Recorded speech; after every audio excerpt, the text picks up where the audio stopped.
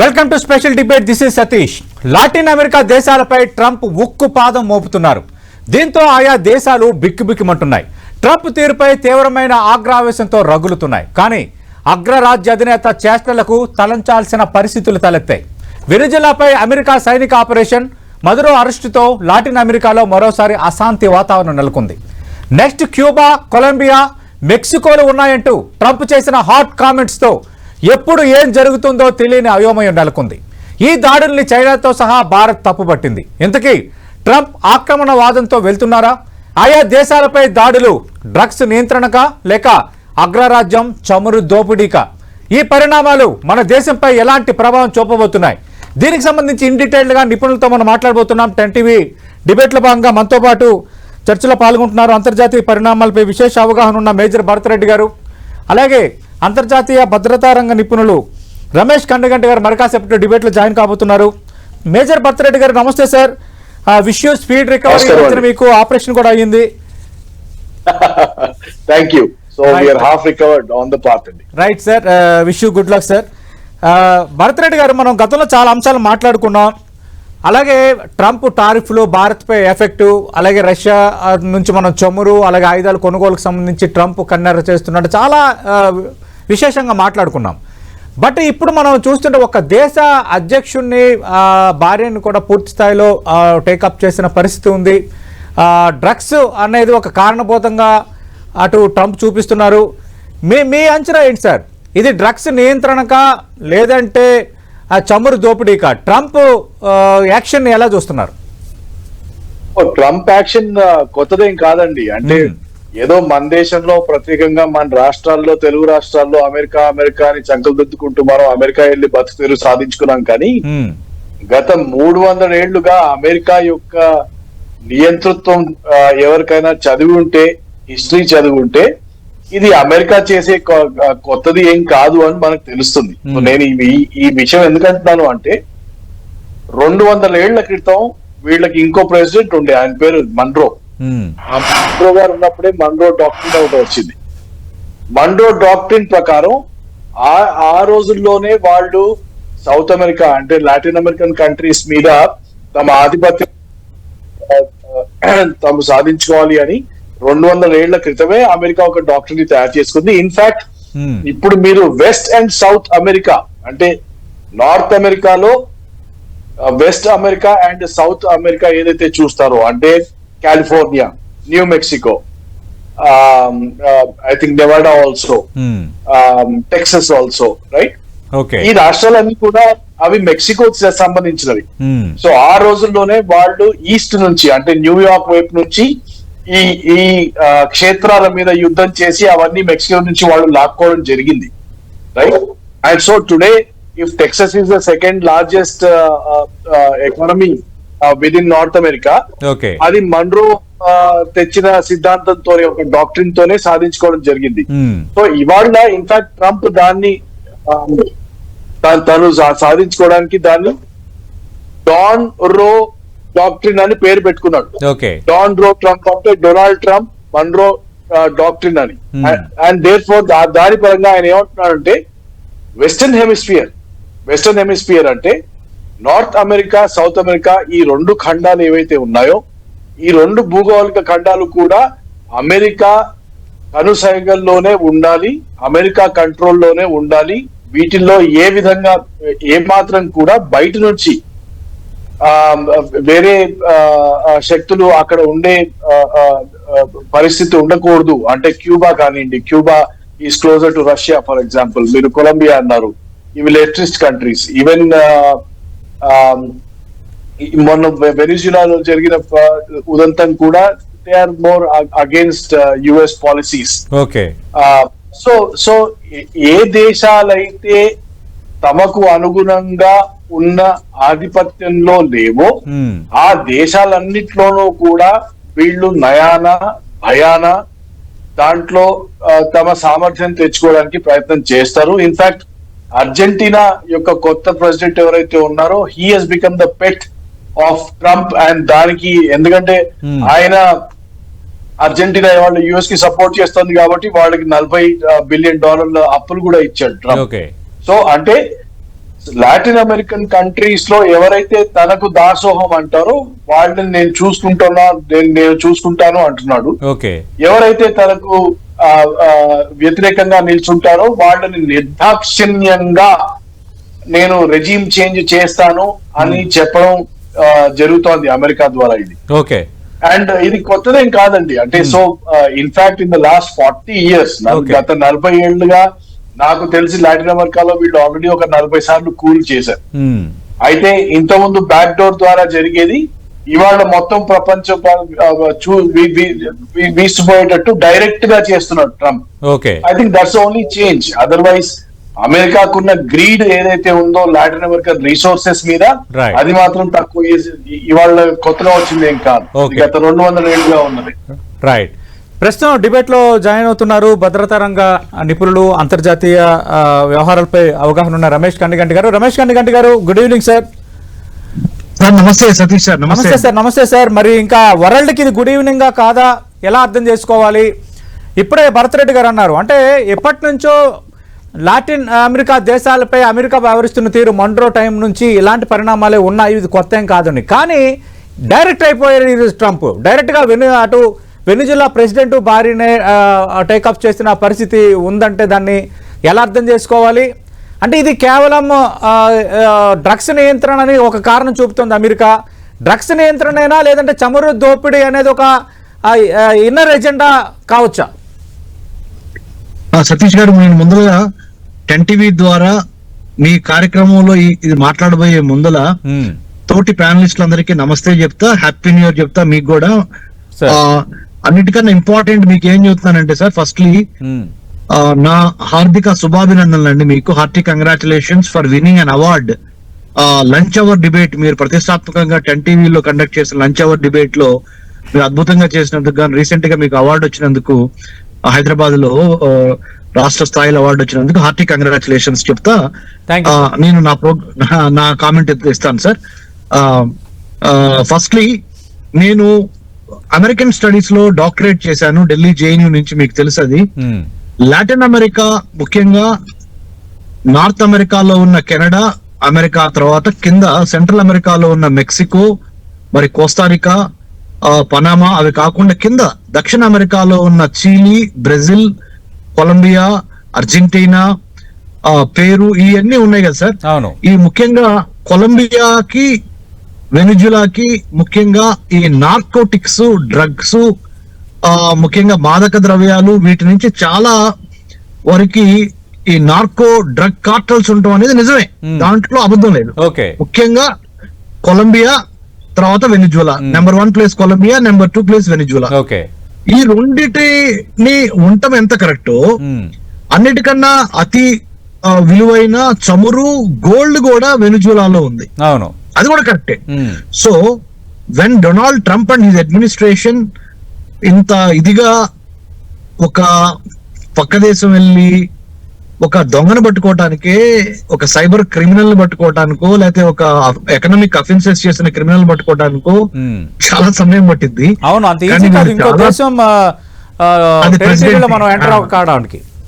అదే ఆ దేశంలోకి ఎంటర్ అయ్యి, ఆ దేశంలో ప్రెసిడెంట్ ని ప్రెసిడెన్షియల్ ప్యాలెస్ నుంచి భార్యతో పాటు తీసుకొచ్చి ఇక్కడ ఫెడరల్ బ్యూరో ఆఫ్ ఇన్వెస్టిగేషన్ అమెరికాలో, తర్వాత డిపార్ట్మెంట్ ఆఫ్ డిఫెన్స్ సహకారంతో వాళ్ళు ఇప్పుడు ట్రైల్ చేయబోతున్నామని చెప్తున్నారు. ఇది 21వ శతాబ్దానికి ప్రపంచవ్యాప్తంగా చూసినప్పుడు, మైనస్ అమెరికా చూసినప్పుడు అంత మంచి శుభపరిణామం కాదండి ఇది. It is very atrocious, it is very deliberate, it is very arrogant and also very autocratic in lifting the sitting president of the other country. ఇది ఒక యాంగిల్. ఇంకొక యాంగిల్ ఏంటంటే, నిజంగా ఈ నికోలస్ మదురోకి సపోర్ట్ ఉందా అంటే వెనిజులాలో అంత సపోర్ట్ ఏమి లేదు యాక్చువల్ గా చెప్పాలంటే. అంతర్గతంగా చూసినప్పుడు ప్రతిపక్షం కూడా ఇతను ఎప్పుడు వెళ్ళిపోతాడా అని చూస్తున్న తరుణం ఉంది. ఇంకో రకంగా చూస్తే ప్రజాస్వామ్యబద్ధంగా ఏమైనా పరిపాలించి గెలిచాడా ఎలక్షన్ అంటే సెకండ్ టైము అలానూ గెలవలేదు. ఈయన యొక్క పాత లీడర్ హ్యూగో చావేజ్ నుంచి ఈయన పట్టపగ్గాలు తీసుకున్న తర్వాత ఎలక్షన్స్ లో కూడా కొంత ఇతను తారుమారు చేశాడనే అపవాదు కూడా ఇతని మీద ఉంది. సో అంటే ఇతను అంత పర్ఫెక్ట్ కాదు, but at the same time ప్రతిపక్షం ఏదైతే ఉందో వాళ్ళు ప్రజాస్వామ్యం బద్దంగా హ్యూమన్ సెక్యూరిటీ, ఇప్పుడు నేను centre for human security studies కి డైరెక్టర్ కదండి మన తెలుగు రాష్ట్రాలకి. అవును. Plus national security studies chairman యూజీసీగా నేను రెండు అంశాలు మీకు విశ్లేషణ ఇస్తాను. మానవ రక్షణకి సంబంధించిన విద్య, వైద్యం, ఆరోగ్యం, పర్యావరణం, ఉపాధి, ఎంప్లాయ్మెంట్ కల్పించకుండా ఏ రాష్ట్ర అధ్యక్షుడు, ఏ దేశ అధ్యక్షుడు ఉన్నా గానీ ఆ దేశం కుప్పకూలిపోద్ది. ఆ national security will be at problem. అంటే హ్యూమన్ సెక్యూరిటీ కరెక్ట్ గా ఇవ్వలేకపోతే నేషనల్ సెక్యూరిటీ దెబ్బతింటది అనేది ఈ వెనుజులా యొక్క ఇన్సిడెంట్ అని తీసుకుంటే పర్ఫెక్ట్ గా సరిపోద్ది. అంటే a president or a prime minister who is not capable of giving minimum human security needs to the country people, that particular president or prime minister will not only dig a grave for himself, but also our national security of that particular country will go for a toss. That's what has been done in Venezuela. President Trump యొక్క వ్యవహార శైలి అంతర్జాతీయ న్యాయస్థానము, BRICS, Brazil, Russia, India, China, South Africa కూటమి, European Union లో ఉన్న 27 దేశాలు, African union లో ఉన్న దేశాలు ఎవ్వరూ హర్షించరు. అంటే మీ యొక్క ఎండ్ని రీచ్ అవడానికి ఒక సభ్య సమాజము, ఒక సివిల్ సొసైటీ, ఒక ఇంటర్నేషనల్ కోర్ట్ ఆఫ్ జస్టిస్, ఒక అంతర్జాతీయ న్యాయస్థానము, చట్టాలు, యునైటెడ్ నేషన్స్, వీటన్నిటిని పక్క పెట్టి డైరెక్ట్ గా వేరే రాష్ట్ర దేశానికి వెళ్ళిపోయి శక్తి ఉంది కదా అని విర్రవీగే విధంగా ఉన్నది ఒకవైపు నుంచి చూస్తే. ఇంకొక వైపు నుంచి చూస్తే they should have followed certain terms and conditions, certain international norms and legalities they should have followed. They means President Trump and the team. This is what exactly we have to wait and see how India responds. India is responding very methodically. Right. Bharat Reddy garu చాలా అంశాలని రమేష్ కన్నిగడ్డ గారు ప్రస్తావించారు. మరి భారత్ పై effect ఎంత, భారత్ పై అసలు effect ఉంటుందా ఈ పరిణామాలు అన్నది ఇప్పుడు మనం మాట్లాడుకోవాల్సిన రెండో కీలకమైన అంశం. ఎందుకంటే ఆల్రెడీ చైనా ఏ స్థాయిలో తప్పుపట్టిందో ఆ స్థాయిలో కాకపోయినా కొంత మిడ్వేలోనైనా భారత్ అటు ట్రంప్ చర్యని తప్పుపట్టింది. మీన్ వైల్ కరెక్ట్గా మన డిబేట్ ప్రారంభానికి ఒక 2-3 గంటల ముందు ట్రంప్ చేసిన ప్రకటన మనం చూసాం.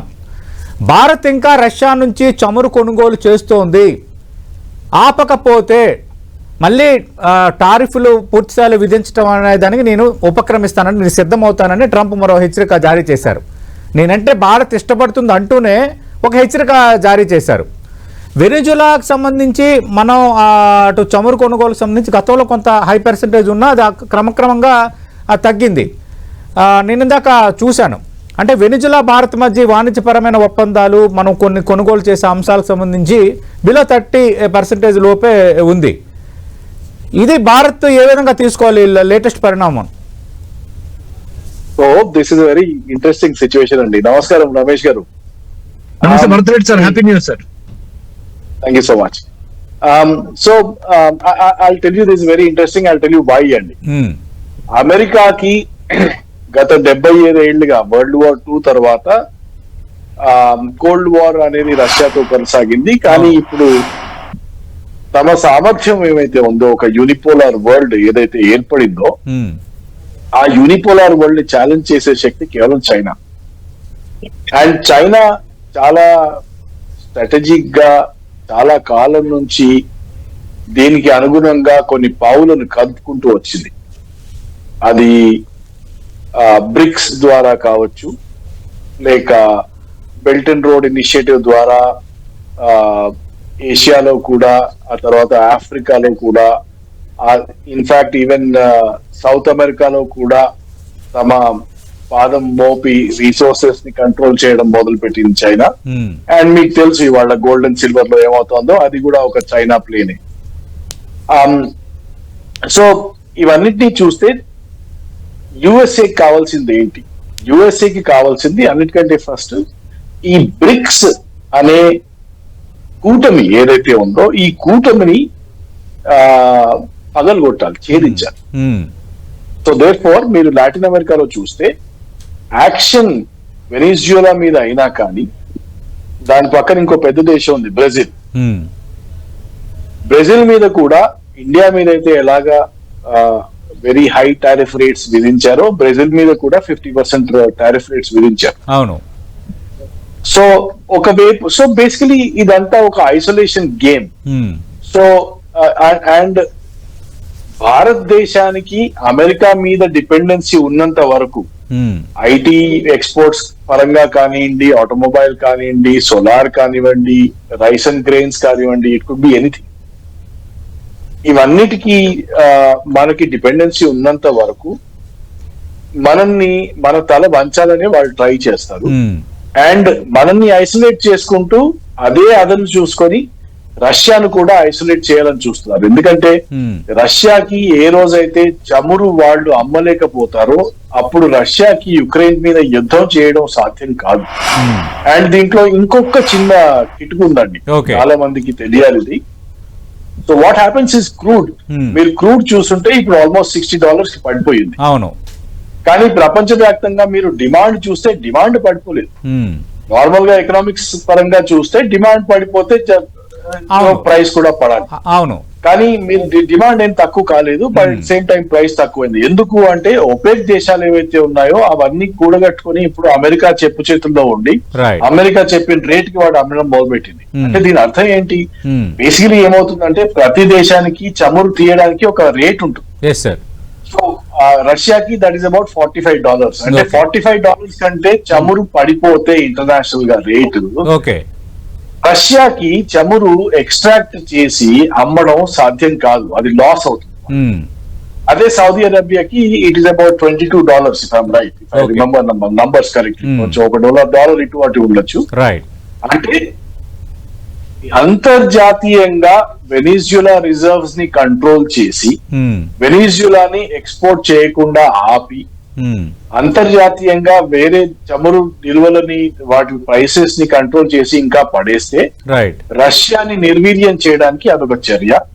అది అంతర్లీనంగా ఆ టార్గెట్ కూడా ఉంది, చమురు అనే టార్గెట్ కూడా అంతర్లీనంగా ఉంది. And at the same time India లాంటి దేశాలు కొనడం ఆపేస్తే కూడా అప్పుడు మీరు రష్యాని ఐసోలేట్ చేయొచ్చు. So it's an isolation game. మీరు ఒక బైపోలార్ వరల్డ్ నుంచి యూనిపోలార్ వరల్డ్ కి వచ్చారు, యూనిపోలార్ నుంచి మళ్ళీ ఒక బైపోలార్ వరల్డ్ వైపు వెళ్తున్నారు. అండ్ ఇక్కడ చైనా అనే దేశం చాలా గట్టిగా ఒక ప్రత్యర్థి అవుతోంది.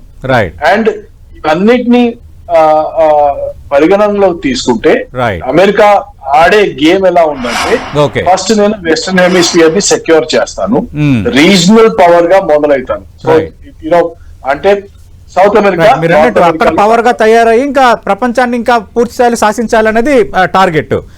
రమేష్ కనిగంటి గారు, ఇక్కడ వెనిజులా నుంచి చమురు కొనుగోలులో హైయెస్ట్ భాగస్వామి చైనా తీవ్ర స్థాయిలో తప్పుపడుతున్న పరిస్థితి వైపు మనం చూస్తున్నాం. అలాగే రష్యా నుంచి చమురు కొనుగోలు చేయొద్దు అంటూ రష్యాని ఒంటరి చేయడానికి ట్రంప్ చేస్తున్న ప్రయత్నాలు మనం చూసాం. నేను అదే అడుగుతున్నా, అంటే ఈ పరిణామాలన్నీ మళ్ళీ ఒక డివిజన్ తెచ్చి థర్డ్ వరల్డ్ వార్కి ఏమైనా లీడ్ చేస్తాయా? భారత్ ఇప్పుడు ఎలా వ్యవహరించాలి బ్రీఫ్ గా? సతీష్ సార్ నన్ను అడిగింది మిమ్మల్ని. Sorry Satish sir. సో తప్పకుండానండి, the way that United States is playing its cards, especially Donald Trump and administration, మనం let's make America great again అనే దాంట్లోనే ఉంది. కానీ భారత్ ఎలా ఫీల్ అవుద్ది, రష్యా చైనా ఎలా ఫీల్ అవుద్ది అనేది అసలు వాళ్ళు పట్టించుకోవట్లేదు. నెంబర్ 1. నెంబర్ 2, నార్కో టెర్రరిజం అనే ఒక రీజన్ చూపించి ఎగ్జాంపుల్ చెబుతున్నాను, నార్కో టెర్రరిజమే లేదనుకోండి మన వెనిజులాలో, అంటే ఈ డ్రగ్స్ నార్కోటిక్స్ లేవనుకోండి, ఆ దేశంలోకి వెళ్తానికి వాళ్ళకి దారి దొరికేది కాదు. సో దాన్ని కొద్దిగా మ్యాగ్నిఫై చేసి దాని వెనక obviously natural oil, gas, petrol వీటితో పాటుగా ముఖ్యంగా గోల్డ్ మైన్స్ కూడా ఉన్నాయండి అక్కడ వెనిజులాలో. వీటన్నిటితో పాటుగా లాటిన్ అమెరికాని కొట్టాలి అని ఎప్పటి నుంచో అమెరికా రాడార్ లో లాటిన్ అమెరికా ఉంది. ముఖ్యంగా ఇందాక భరత్ రెడ్డి సార్ చెప్పినట్టు చాలా మంచి పాయింట్ చెప్పారు సార్ కూడా. ఆ వెస్టర్న్ హామిస్ఫియర్, మనమేమో ఈస్ట్ సైడ్ ఉన్నాం కదా ప్రపంచంలో, వాళ్ళు వెస్ట్ సైడ్ ఉన్నారు.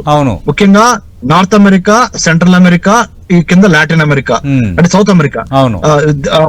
మొత్తాన్ని కలిపి దాన్ని ఆ ఏరియాని లెట్సే సౌత్ అండ్ సెంట్రల్ కలిపి లాటిన్ అమెరికా అని చెప్పినా గానీ మీరు Right. ఆ లాటిన్ అమెరికన్ కాంటినెంట్లు మాకే వశం అవ్వాలనేది అమెరికాకి నెంబర్ 1 ఉంది. అంటే ఇప్పుడు Number 2 కొలంబియా, ఇంకోటి మెక్సికో, ఏంటంటే- క్యూబా కూడా తప్పుపడుతున్నాయి కదా, చైనా వాళ్ళకి సపోర్ట్ గా నిలిచే అవకాశం ఉందా? వెనిజులా విషయంలో కూడా కొంత సాలిడిటీ ప్రకటిస్తుంది కదా, ఒకవేళ అదే జరిగితే రిప్రికాషన్స్ ఎట్లా ఉంటాయి?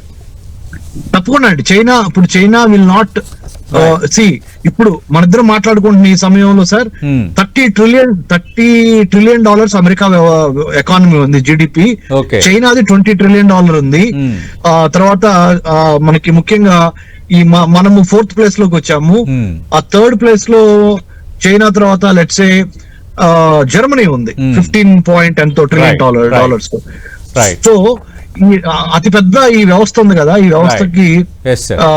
తప్పనిసరిగా చైనా Okay. దీన్ని ఒక సీరియస్ గా తీసుకొని అమెరికాకి ఫైట్ Right. ఇచ్చే విధంగానే ఉంది. Yes. మూడో ప్రపంచ యుద్ధం అనే మాట వాడను కానీ తప్పనిసరిగా గ్లోబల్ సప్లై చైన్ లాజిస్టిక్స్ లో Okay. అంటే shipping industry Yes, sir. 70% shipping అంటే ప్రపంచ వాణిజ్యంలో 70% Thank you. షిప్పింగ్ ఇండస్ట్రీ ద్వారా జరిగితే 90% Right, by sir. Thank you. Value 70% by volume అనేది Right. జరుగుతుందండి. రైట్. కాబట్టి షిప్పింగ్ Right. ఇండస్ట్రీ కుదేలయ్యే అవకాశం నాకు కనపడుతుంది. చైనా కూడా కామ్ గా ఉండదని నాకు బాగా అంటే గట్ ఫీలింగ్ తో చైనా కూడా కామ్ గా ఉండదు. ఇంకా ఇన్ డీటెయిల్ గా చాలా పరిణామాలు మారుతున్నాయి కాబట్టి ఇన్ డీటెయిల్ గా కూడా రానున్న రోజులు మనం మాట్లాడదాం. థ్యాంక్ యూ భరత్ రెడ్డి గారు, థ్యాంక్ యూ రమేష్ కన్నిగంటి గారు. మనం చూస్తున్న మూడో ప్రపంచ యుద్ధం అని అనలేము కానీ అలాంటి పరిణామాలకు ట్రంప్ తీసుకుంటున్న నిర్ణయాలు కారణభూతం అవుతున్నాయి. ప్రధానమైన టార్గెట్ చమురు, గోల్డ్ వెనిజులాలో ప్రధానంగా ఉన్నాయి కాబట్టి అదే టార్గెట్. కానీ దాన్ని నార్కోటిక్ డ్రగ్స్ టార్గెట్ గా దాన్ని గ్లోరిఫై చేస్తున్న వాతావరణం కనిపిస్తోంది. అటు లాటిన్ దేశాలకి చైనా సపోర్ట్ గా ఉంటున్న నేపథ్యంలో ప్రస్తుతం భారత్ వ్యవహరిస్తున్న తీరు సహేతుకమైనదే. భారత్కు మరోసారి ట్రంప్ హెచ్చరికలు జారీ చేసిన నేపథ్యంలో పరిణామాలు అయితే చాలా వేగంగా మారుతున్నాయి. మరి ట్రంప్ ఇలాగే వ్యవహరిస్తే చెప్పలేం, 3rd వరల్డ్ వార్ కూడా వస్తుందా ఏమో, వచ్చే ఛాన్సెస్ కూడా కొట్టిపారేలేమంటున్నారు నిపుణులు. ఇది వాటి స్పెషల్ డిబేట్.